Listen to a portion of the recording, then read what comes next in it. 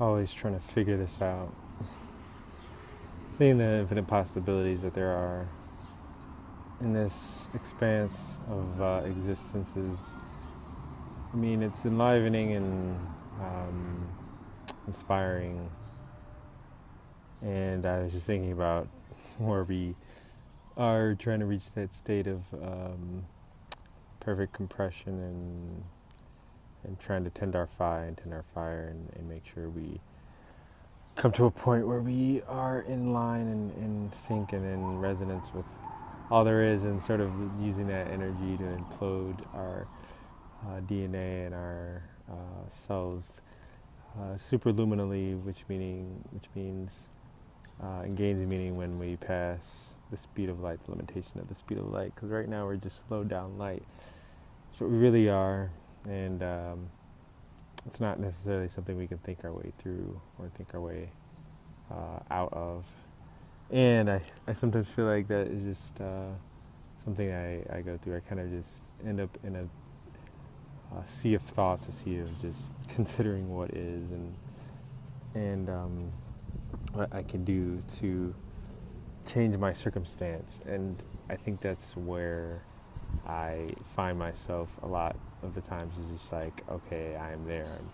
I'm finding a way out of my circumstance or finding a way to transform my circumstance, but what am I going to alchemize it into? What am I going to manifest now? What am I going to use my willpower and intuition to create and to bring into higher vibration with all that there is? So I keep just hearing this term, tend your fire, which can also mean tend your flesh.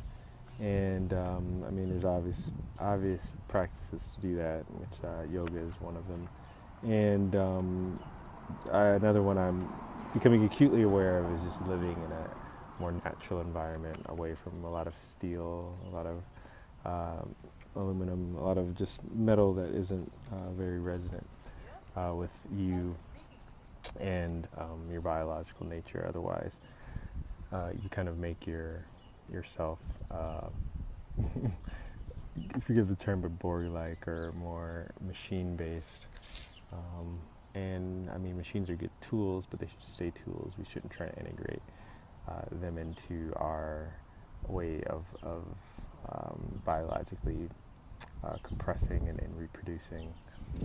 And it's more that we need to remember than reproduce, because then if we keep reproducing, we kind of just create a progeny or a generation that, I mean, they could possibly forget it even more or have less of a soul, because if we are genetically engineering our foods and our cells, then we make them less resonant in the frequency of this universe, that the creative soul that can inhabit them, they kind of just become tools for other stars and other consciousness beings, thought beings to manifest into.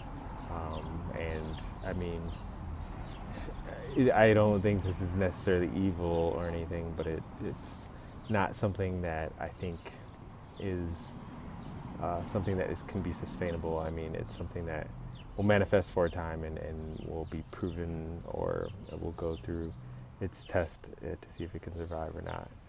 And yeah, obviously, at least in this universe, if you're not in phi, or if you're not infinite, then you're not gonna exist throughout infinity. You're not gonna leave a legacy, really. I mean, you'll leave a story, and you'll leave a blip. You'll leave a spark, but you won't continue to glow and to manifest and to shoot through the eye of the sun. And it's so interesting that a lot of people who just do tend to go back and identify with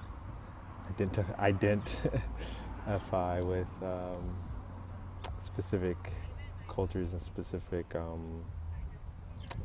biological manifestations, meaning that of Egyptians or any Mesopotamian peoples, or even the Atlanteans or Lemurians or however you want to look at any of this, and even Sumerians, and then tracing that further back to the Anunnaki, uh, and the Dracos, and all of this. I mean, it can keep going back to the archons of our archetypes, really, the creators of the archetypes that we uh, really like identify with, and all this is manifested in a plane of existence that is, if you look in the night sky, you can just see how um, resonant this planet is with life and life forms, and being able to manifest a diversity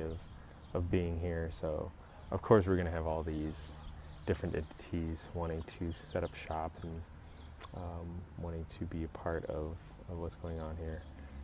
So that's something we have to be careful of if we're going to actually allow these things to really channel their energy through here, or channel their energy through us. So yeah, just a few thoughts that I've had recently after listening to and watching a lot of videos about these topics, and specifically listening to Dan Winters, and what he has to say in his theories and his, I guess, summations of experience that he's had in activating various energies in Kundalini.